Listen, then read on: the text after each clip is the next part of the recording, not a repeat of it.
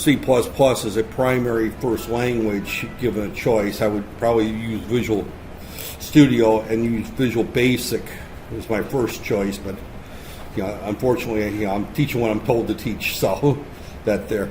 So, but I'm just going to kind of trudge ahead that there, and I'm going to do things a little bit differently. I'm going to go through the slides up to the point where we start the program that there, and I'm just going to let you do the program right there, because I could go through step by step and show you how to do the program. You're not going to learn it that way. So that there, I'll go through and I'll show you the demo program, but I'm not going to. That there. Now, of course, you've got copies of these slides, I think, already, don't you? That there. So if you wanted to cheat and go look at the slides, you could probably do that there. But ultimately, you're going to get to. I think most of you are going to New Zealand. Is that right, or Australia? That there. Australia. Okay. That there. When you get there, they're going to expect you to know some C programming, but they probably won't expect you to be experts at C programming. That there. No one's an expert after their first class. That there, you're just not an expert after your first class. When I took my first computer programming class, of course, this was back in the dark ages, and dinosaurs still wandered around KL. I mean, before they built the Petronas Towers and all that. There, not quite that long ago, but we're going back about well over 30 years ago, 35 years ago plus, and we actually had punch cards that we actually had to type. One line of code was one card. That there. So we didn't have terminals, we didn't have CRTs, we didn't have keyboards. What we had was a big machine about the size of one of these desks here that you put a stack of cards in there, and then every time you type a line and you hit the enter, a card was spit out. And you had to keep all your cards in a row, in order. Otherwise, it'd be the same as scrambling all your lines of code. That there, so it didn't work. That there, you felt really sorry for someone who dropped a box of 120 cards or so. And you'll find that a 120 line program isn't that large of a program. That's less than a page of code, and yet you drop 120 cards. You're sitting there sorting through and trying to get them in order to put them back into that there. So obviously that course I didn't learn a lot of programming, because I spent most of the time fighting the card reader, the card machine, and sorting cards and things like that. My second course was basic, and it was on an Apple II set there. So that tells you how long ago that was. It was probably my third course that I actually started learning how to program fairly proficiently. That there. So that's just kind of the way it is. So there. Now the good news is programming's easier today. That there. The bad news, of course, is our expectations are higher. Right there. And what I'm going to do is just, I said I'm going to kind of jump through here, and I'm going to talk about that there. Now, this particular piece of code introduces a few new concepts right there. Last week we introduced variables right there. And now we're going to introduce really the first type of control statement, and there's many control statements we'll find. The simplest one is the if statement right there. Come on in, right there. So, right there. Pseudocode is what I use 90% of the time when I write code. The term pseudocode simply means that it looks like code, but you don't give a crap about syntax. All you care about is writing down what you want the code to do, and then you worry about the syntax when you actually type it into the computer. I've kind of warned everybody that I've used multiple languages over the years, and this is my first time using C++. I'm used to C versus C++. So I still think in terms of C, and I have to translate it into C++ syntax. That there.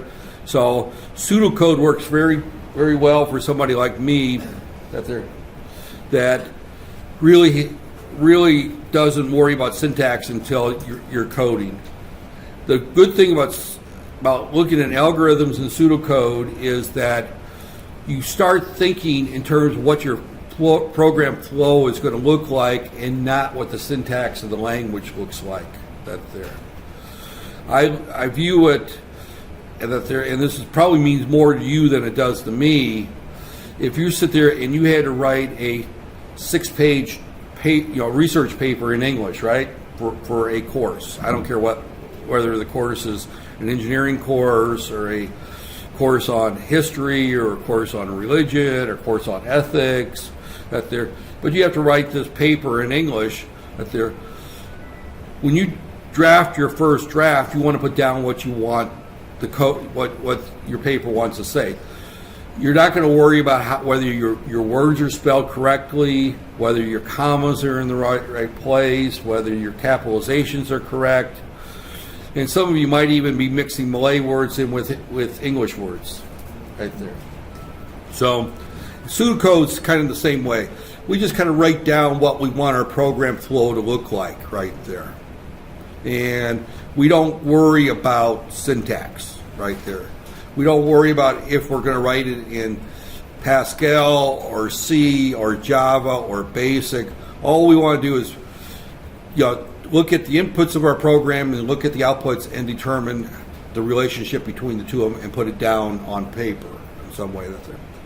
So then we're going to go through the syntax of the if then else statements right there, the if statement and the else that's there. And these are in C.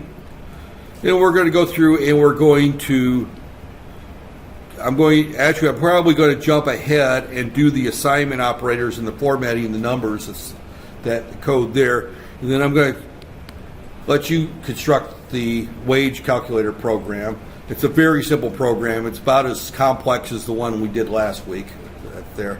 So don't get too worried about that. And of course, I'm going to skip the debugger part since I've determined that it doesn't work very well with this particular compiler there. The debugger in Visual Studio is a beautiful piece of work, but unfortunately, I think I mentioned last week, we're using a but a open source compiler that is free for the taking there. And sometimes when you get free software, you get exactly what you pay for that there. If you're not happy, they'll give you triple your money back that there since you didn't pay that there. So, all right, let me just jump ahead here that there. So, in this tutorial, I've kind of gone through this, so I'm going to just jump on that there. But the key thing to look at here is basic problem-solving techniques right there. One of the things that computer programming will teach you how to do is how to look at a problem and figure out what the problem is and how to solve it. That's there. And even though we're looking at fairly simple problems in this, this is a first year programming course out there, but we're going to look at, we have to look at basic problem solving techniques. And that's a key skill for any engineer. I don't care whether you're going to be a mechanical engineer, an electrical engineer, electronics engineer, a software engineer, a hardware engineer, a biomedical engineer. Engineers are supposed to solve problems right there. So and one of the requirements under the I guess EAB, I keep wanting to say ABET, which is the Accreditation Board for Engineering and Technology in the U.S. Here it's the Engineering Accreditation Board right there, EAB, but they keep talking about problem-solving skills. The American standard says engineering level problem solve engineering type problems. For whatever reason, Malaysia says complex problems, but they have a hard time defining what complex is right there. So, but we're going to be looking at that there. So we're going to look at pseudocode as a application development tool. Before pseudocode, we used to use something called flowcharts. And let me just jump in that there. Okay, this is the program we're going to be doing later on. So just keep this in your mind. Later in the hour, I'm going to and we'll probably use more of the time, as I'm going to probably every class probably have you doing a small homework assignment as part of the class. I'm going to, now that we've got we've got the compiler going, I'm going to lecture for 45 minutes to an hour, and then turn the rest of the time over for you to go through and do a problem right there. So, this is a simple program. This is based on the U.S. system, so it may be a little strange to you, but in the U.S., the standard working week is 40 hours right there. That's our standard working week right there. It's 40 hours. If an employee works 40 hours or fewer, they get paid their hourly rate. Now, most workers in the U.S. are not paid on a monthly salary. I know Malaysia, the standard pay is on, is paid by the month. So, if you take a job working, I don't care whether it's construction or working at McDonald's. I see McDonald's has got advertised 1,000 ringgits for a month's salary. That they're most non-management oriented jobs in the U.S. and Europe but U.S. and Canada in particular. I don't know about Europe so much anymore, but it's been 40 years since I lived in Europe. Not quite 40 years, but close to it. 38 years since I last lived in Europe. Most workers are hourly salaried workers right there. They're paid on an hourly scale. So that's what this program is based on. And all you're going to be basically doing is inputting in the salary and the number of hours right there. And you're just going to calculate the pay. So it's very much like last week. Remember last week, the total number of books was equal to the number of cartons times the number of books per carton. However, there's a change in this week's program in the fact that we have to look at the fact that anything over 40 hours is considered overtime right there.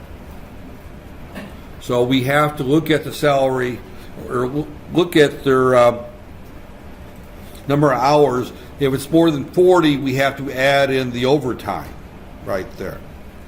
So an example of that would be if my hourly wage is $10 an hour right there, and I work 40 hours right there, I would get paid 10 times 40, which is equal to $400 for that week right there.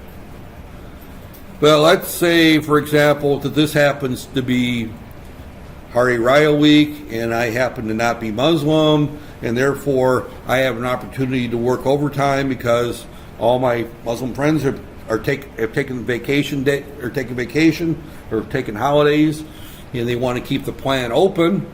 So now I worked 60 hours right this week here. My pay is not 60 times 10 equals 600, but it's a little bit messier because 20 hours I get paid at 20 hours times $15 an hour, and 40 hours times $10 an hour. So the 20 hours above the 40 is at a higher pay rate right there. Now, this could get really messy when you start looking at real salaries.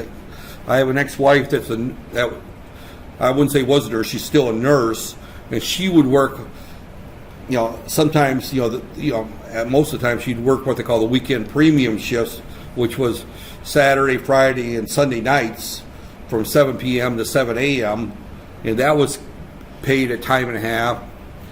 Anytime she worked a holiday, it was paid at double time. Anytime she worked over 40 hours a week, it was paid at double time. I mean, they have all kinds of various pay scales that you come up with on hourly wages that there. But this particular program, all we're going to deal with is the case of two inputs right there. One is the hourly wage, and the other one is the number of hours, and we calculate the salary, but we have to take into account overtime pay right there. So we'll look at the formulas for that here in a little bit. So this is what it's going to look like. Enter 10 is the hourly wage. They work 45 hours, and they get paid $475 for that week's pay right there. So that's what your program is going to look like right there. Right there. And we're going to be using floating point right there because we want to take into consideration that wages can be not fixed integers, but someone could get paid $12.5 an hour. Matter of fact, most wages are not a fixed dollar amount or integer amount that there. So, and hourly wages, this is a U.S. example, could go anywhere from, I think minimum wage is $7.5 an hour, and there are people that make as much as $40, $50 an hour right there. People that make more than college professors that there, but there are people that make in the $15, $20 an hour easily that there. So that there. So we're going to be looking at that there. So algorithms that there. So again, what we're going to be doing when we determine the term algorithms is basically we're going to decide how we're going to solve the problem. An algorithm is a step-by-step solution to the problem right there. So pseudocode is a way of writing algorithms that there. It's an informal language to develop algorithms. It resembles everyday English, and that is a value statement. It may or may not. I mean, it's probably not going to resemble my English, Malaysian English, right there. But there, it's not a programming language. You can't type it into a computer and expect it to work. That there, because we've ignored syntax right there. So an example of that is assign 0 to counter. Now, I don't necessarily follow pseudocode this way. I may just write counter equals 0 right there. Now, I'll leave off the semicolon, and I won't worry about syntax. I won't worry about whether it's upper or lower case, but I just might write counter is equal to 0 right there. Right there. Or if I want to say, for example, in this case, I may want to say input number hours, input number or pay rate, and you can do the however right there. And I just write those instructions there. Now, in my case, if the word input, that's actually going to require 2 executable statements. One is to print the prompt, and then the other is to read the actual variable from this, the input stream. So we have to, on the output stream, we put the prompt. On the then we read the input data from the input stream right there. So right there. Okay, we're going to go into control statements right there. We're going to be looking at, there's a whole bunch of them. We're going to look at them all one by one. If these slides don't cover them that there, I will go through, find other slides to cover them, or I'll just do them, myself that there. But we're going to go through just the if then else statement today. Then we're probably going to go through the switch statement. Then we're going to go through the while loop, the do while loop, and the for loop.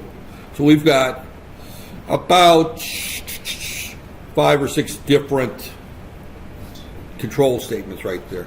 And what control statements do is that they control the order in which our code works right there. When we look at writing code right there, we have one line, then another line, then another line, then another line, then another line. We execute them one line at a time right there. But sometimes we have to make a decision right there. Let's say, for example, we, that there, and I'm trying to think of a good example. One of the things I used to do many years ago, I used to come in with a script where I would go through and say what I'm going to say in class, and I quit doing that because people hated it. I write down, so I have to come up with examples on the fly there. But let's say, for example, that we're going to, we're pricing out a car, for example, out there, and I have 2 types of cars. One car A has got a series of that there, and it has a cost, let's just say car A. Well, let's just keep it simple right there. We have two cars. We have a MyV. I don't know, is that the right spelling for MyV? That there? And we have an ALSA right there. Is that there? And I happen to have, my wife has a MyV and I have an ALSA, so that there. So if I'm going to go in there and I'm going to buy a car, my MyV is going to cost 30,000 RM right there. My ALSA is going to cost 50,000 RM. Now I'm making those prices up. I don't remember what I paid for my ALSA last year, and it's probably a different price, and I don't remember what we paid for the MyV, but up there. But again, we would say if car is equal to MyV, then price is equal to 30,000 right there. Right there.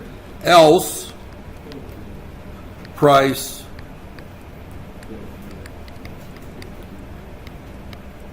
and my pen is not being kind to me, equals 50,000 right there. Right there. So we have a choice between these two right there. So if it, that there. This is a Purdue dealer, and I think the Purdue dealer only has like 4 choices of cars. That there, they just came out with a new one, didn't they? Yeah, that there.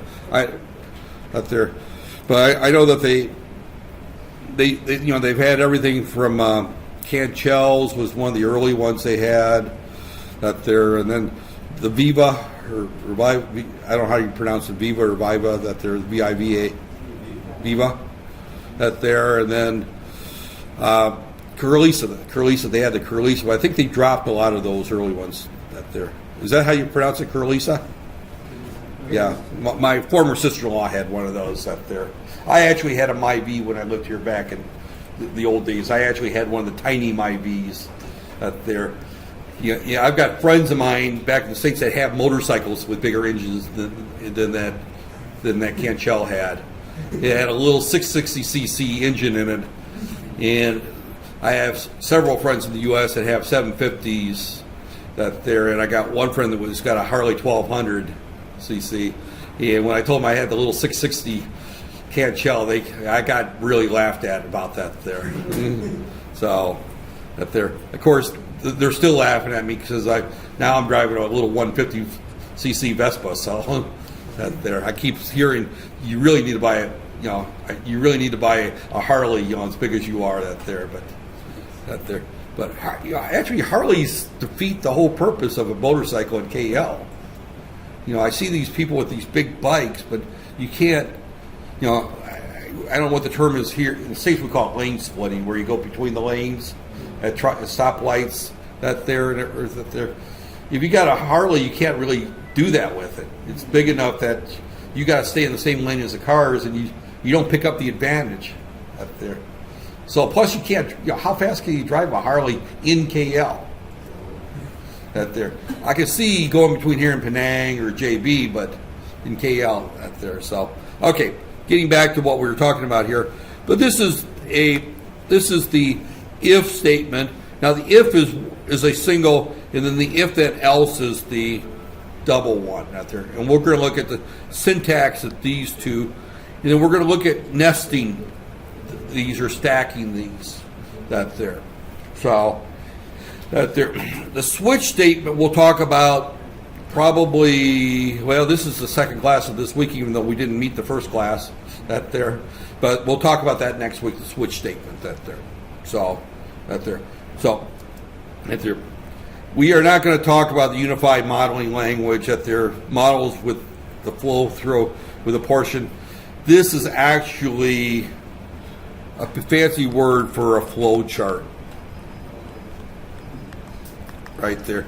And you'll find a lot of old-time programmers, and I used to be one of them that used to spend a lot of time on flow charts out there. And matter of fact, we used to make people buy these little flow chart templates, and they would sit there and they would, with their program, I have not used a flow chart for a real program, and I've written some pretty nasty looking programs over the last 20 to 30 years that they're, and I haven't used a flow chart in probably 15 years that they're, I hate them. They never made it easier. I just write pseudocode, and I just keep my pseudocode straight.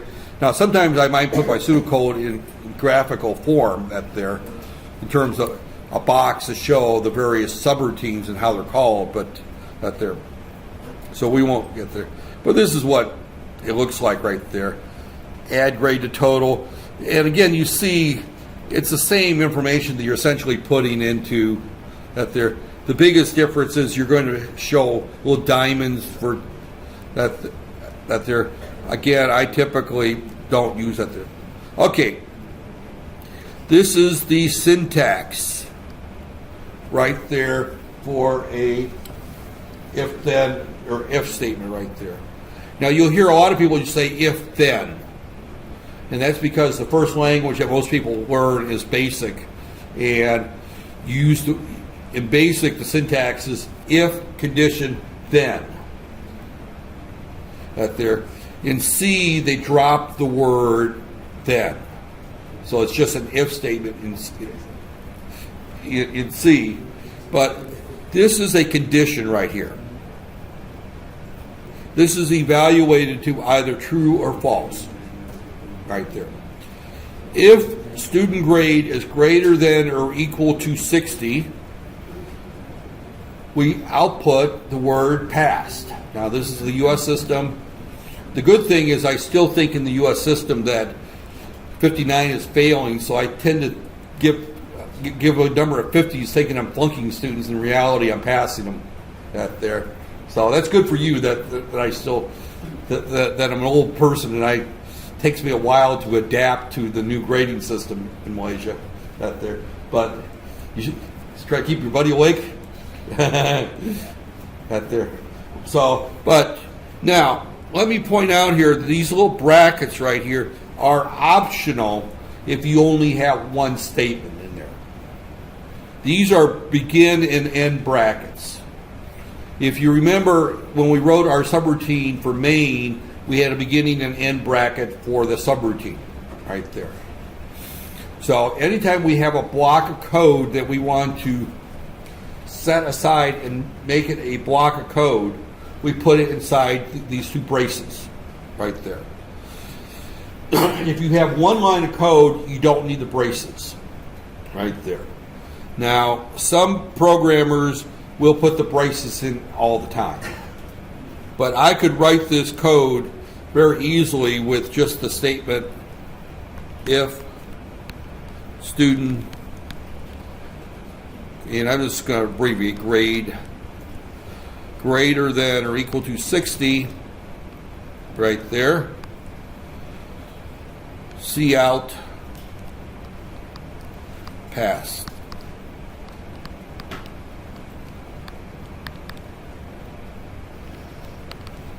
Right there. And I can do that all on one line right there. It will work exactly the same right there. So again, that's the same that there. So I could leave off these brackets and move this up to here. That there, and it will work exactly the same. That there. So there.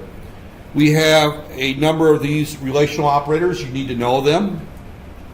They're fairly easy to remember. Greater than or equal to, greater than, less than or equal to, right there, less than, and then equal and not equal. Now notice that the equal has two equal signs right there. If you use a single equal sign, then it's going to, that's an assignment right there. You know, you're going to say, if you say if A equal 60, for example, right there, that's going to take the number 60 and put it into A. It's not the same thing up there. So you cannot put spaces in between, right there. You cannot reverse the order. They have to be in this order. Greater than or equal to, less than or equal to, right there, or not equal to, right there. You cannot reverse the order right there. You can't, right there. And then, of course, I just mentioned the assignment operator. So those are the three right there. So you've got, the standard for less than or equal to, or greater than or equal to, greater than, less than or equal to, less than, and then equal and not equal, right there. So you've got 6 different relational operators, right there. Now you can have things other than relational operators in there, and those are variables that are value that are of type Boolean, right there. So, for example, I could have a variable called female, and that happens to be whether or not an individual is male or female. If they're a male, female will be false. If they're a woman, it's true, right there. So, right there. So if female happen, and this is a variable name that's either true or false. So I could have if female as just one word inside my if statement there. And this happens to be a variable that is either true or false. If the individual that's filling out the application is a female, they would set that variable to true. If they happen to be a male, they would set that variable to false. So if female, then we can say, put some code in here and say, see out right there, are you pregnant? For example, right there.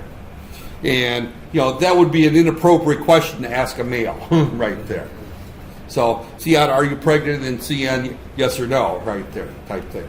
So, again, this is a variable type there on if then else there, is that this doesn't have a relational operator, right there. It's just a variable of type bool, B-O-O-L, right there. That was one of the variable types that I talked about last week.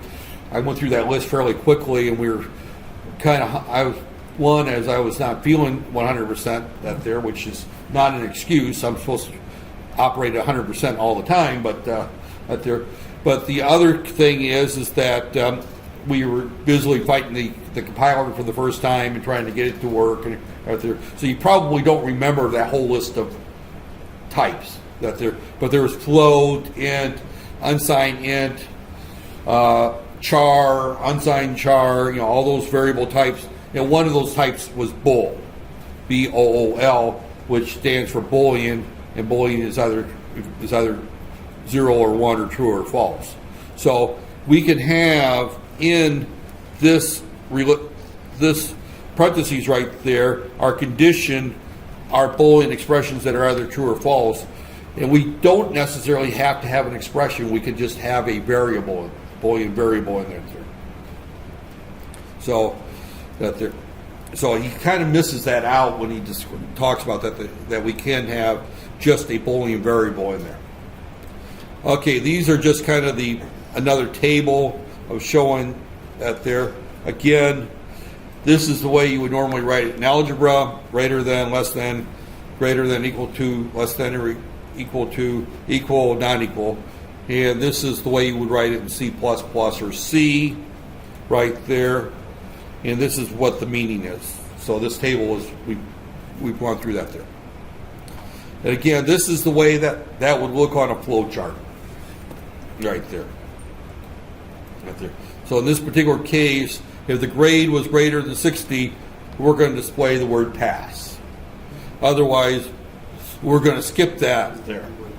Now, if we had another decision making back over here and say display failed, which nobody wants to see, right? Right there. Right there. We would have to use an if-then or if-else statement right there. And that's what we've got right there, is the if-else statement right there. So we would word that, and I'm going to write it in my very bad handwriting right there. And I'm just going to use SG for grade. I'm just going to say if, and what in the world happened there? If SG greater than or equal to 60, C out passed, right there, else C out failed, right there. Right there. Now, this syntax is correct, and it looks a little strange because I left the semicolon off there.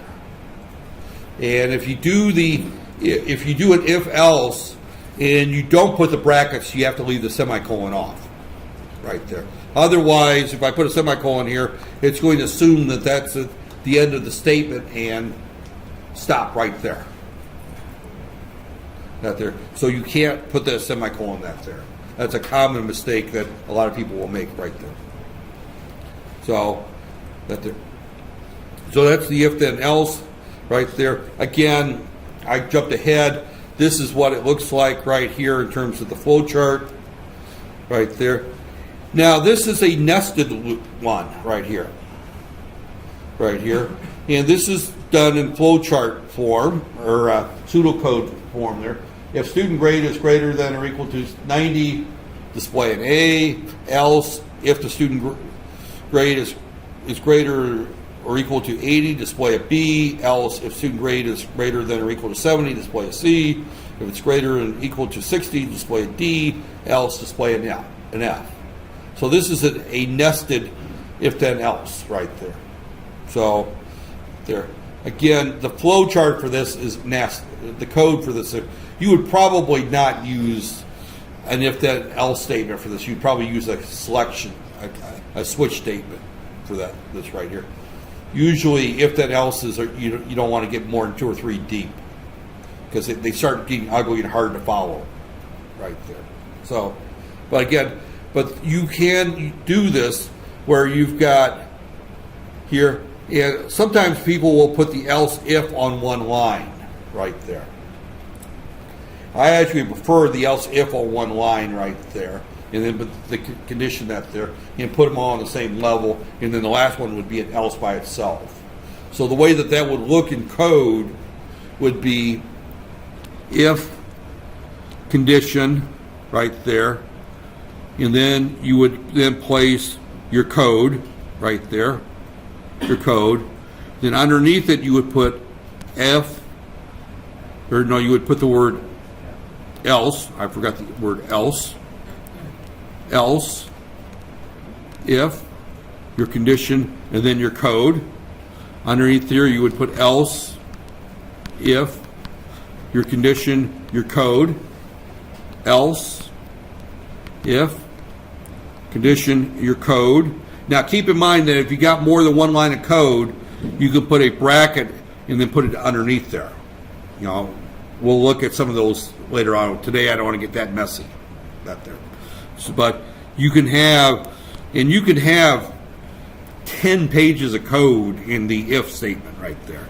There's no limit on how much code you put inside right here. I'm showing one statement here, but that could be 10 pages if I wanted it to be. And I just put a bracket here, and I can put however much code I want in there, right there.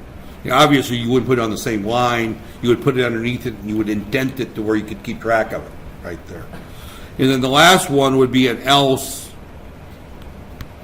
no if, no condition, and then your statement, and then your last semicolon right there. That's the way it would look right there. That is if we don't have brackets right there. We only have one line each right there. So that's a little bit cleaner way of writing that there. So it doesn't look quite as ugly as this here does, where we keep indenting it in right there. But I would bring this if up to that line right there, and bring this actually all up to this line, each of these lines right here. And then the display B would be by itself underneath each one of them. Or it could even be right there. See, that's the way that he shows it there. And as you can see, as we nest this keeps creeping further and farther to the right. right there. And that's why I prefer to bring this up to that line right there. And then just put them all underneath each other right there. Now, again, he's putting the brackets in and indenting it. There's nothing wrong with that right there. There's nothing wrong with that there. The only thing I would do differently is I would put this else space if and then the condition up on that line that there, and just put them all underneath each other because they're really all on the same level right there. Right there. And one of the things, and this will come back to haunt you if you start writing large code, we're probably not going to have time to write very large programs in this class, which is good for you because we got to cover some MATLAB.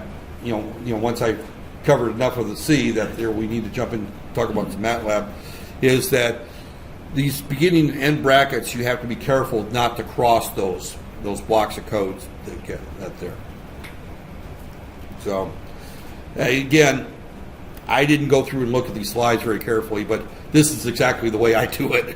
You know, I just mentioned that I didn't like the way he was doing it, and then he turned it around and he must have heard enough people comment about his slides over the years that he went through and corrected it to the way that most of us would do this. To me, this starts getting hard to read. And as you notice, this gets farther and farther out. If we look at this here, to me, this is easier to read. It's a little easier to keep track of what's going on right there. So this is, he calls it with alternative indentation, is the term he uses right there. Okay, now it's time for you to go to work. Right there. Before you go to work, right there, this is the pseudocode right there. That there, the user inputs the hourly wage and the number of hours. If the number of hours is less than 40, this is our calculation. Else is that there, it's equal to 40 times the hourly wage plus the salary above the 40 hours times 1.5 right there. That there.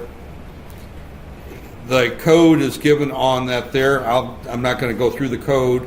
The one thing that I did not at there, and of course you can go and look at the slides if you at there, but I prefer if you kind of try to figure this one a little bit out on your own. That there. Now, one of the things that there, he does create a constant here, right there, which he calls it hour limit is 40. And notice here that he used all uppercase for the constant declaration. A constant is a variable. It's not a variable. It's not a variable. It looks like a variable and it feels like a variable, but it's not a variable because you can't change it. Right there. It's constant. Right there. You put it in the beginning of your program and you can't change it anywhere in the program.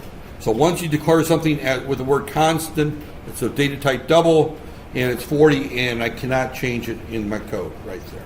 So if they're constants, you normally capitalize it, cannot be changed after that there. Right there. Oh, okay, right there. So, right there. So you put the constant in there. You don't have to use constant if you don't want. You can just use 40. Most programmers get used to using constants, and they put them in the beginning of their code someplace that they're for anything that might change once in a great while that there, so that they know where to find it to change it that there. Examples of things that you would put in as constants might be, for example, GST rates. If you're writing a program to calculate GST on, say, at a restaurant or a store, the current GST is 6%, right? Well, I trust governments to do one thing with taxes, and that's not make them go away, to increase them. That there. I've been around for 60 years almost, and I've lived in 4 different countries, 5 different states in the U.S., and I've never seen a government take a tax away or make it less. They've always increased them. Right there. So GST is 6%. 3 years from now, it might be 7%. It might be 6.5%. I guarantee it probably won't be 5 right there, and it won't go away. That there. So, but you normally put things like that toward the beginning where you can change it there. Now, the other thing is that we use the type double for our variables right there. Double means the floating point. And the other thing that I wanted to point out was, and this is how you do the calculation right there. Here, I'll let you cheat and look at this formula right here. Right there, you can look at that formula right there. Right there is that the other thing that the assignment operators, of course, I need to jump in through that there. There's nothing wrong with using this. This is the easy one right here. X is equal to A, or we'll say X plus 5. Or I can say X plus equal 5 right there, which is like this one right here. It's a shortcut way of doing it. I hated it at first. I still don't see the advantage of doing it. You save typing one letter right there. You save the equal C plus right there. You just remove the word C and just put the plus there. You save a little bit of typing. It makes the code harder to read, in my opinion, but it's legal right there. But at there, so these assignment operators at there, but the using the addition right there, this is the plus equal that there is. He shows how to do that. The other thing that I need to point out is that we have, if we want to fix it to 2 decimal points, we have to include another header file, the IO manipulator set precision right there. It's there, and we have to include that at the beginning where we do include IO stream right there. And this is to manipulate IO streams right there. And then we can add in a set precision variable right there in order to set it to 2 decimal points right there. So that when we print it out, it's going to print out with the .00 right there. Okay. I'll fly by it here. This is the working program, what yours would look like if you finish it right there. I'm not going to leave it up there, but if you get hung up after I post today's lecture up on YouTube, you can go back and look at it right there. And I will stop here. I am done, and I will stop this here, and 40.